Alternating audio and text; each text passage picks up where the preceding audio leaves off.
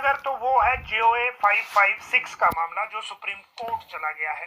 पहले ये Himachal high court में थे, 817 के साथ कनेक्टेड था। बाद में इन्होंने ये हिमाचल हाई कोर्ट में ही कहा कि जो 556 में कहा था कोर्ट ने, उसको 817 में पूरी तरह एड्रेस नहीं किया गया, और इसीलिए हमें जो है यहाँ भी इन्होंने पिटीशन की है। उसके बाद एग्जीक्यूशन पिटीशन यहाँ पर है, उस पर राज्य सरकार ने लॉ डिपार्टमेंट से राय मांगी थी।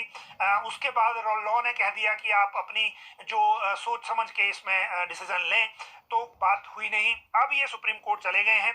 सुप्रीम कोर्ट की वेबसाइट के मुताबिक 28 फरवरी को टेंटेटिव लिस्ट ये हो सकता है, क्योंकि अभी कंप्यूटर ने जो ऑनलाइन डेट इसमें मार्क की है वो 28 फरवरी की है, और इसमें ये देखना होगा कि ये लगता है या नहीं लगता है। लेकिन अभी इतनी सूचना तो है कि ये मामला सुप्रीम कोर्ट वापस चला गया है और 817 पे यहाँ कोई फैसला हुआ नहीं।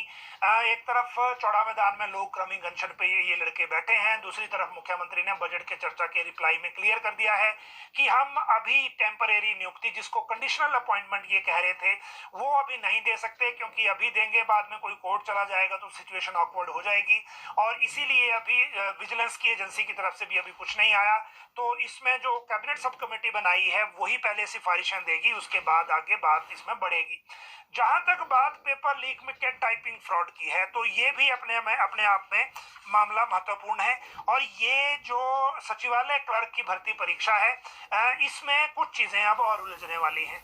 वजह यह है कि जो विजिलेंस ने FIR इसमें दर्ज की है, उसमें यह कहा गया है कि जो पोस्ट कोड 962 सचिवालय क्लर्क में पेपर लीक में ABCD जो सीरीज थी, वो मसला अलग था। इसमें एक सोहन सिंह है, शायद ये वही है जो ढाबा वहां चलाता था, उसके फोन से A सीरीज का पेपर मिला है।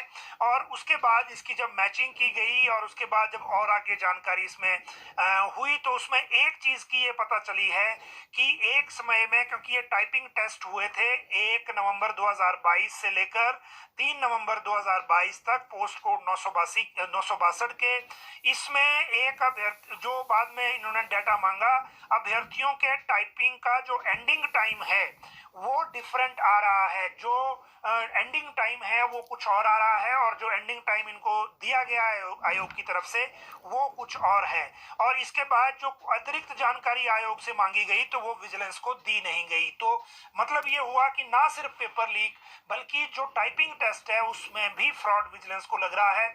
और इसमें इसीलिए ये जांच जो है अभी और आगे बढ़ सकती है। जहां तक बात इसके बाद करते हैं जो पूर्व मंत्री और वर्तमान विधायक सुधीर शर्मा की है, तो सुधीर शर्मा ने मुख्य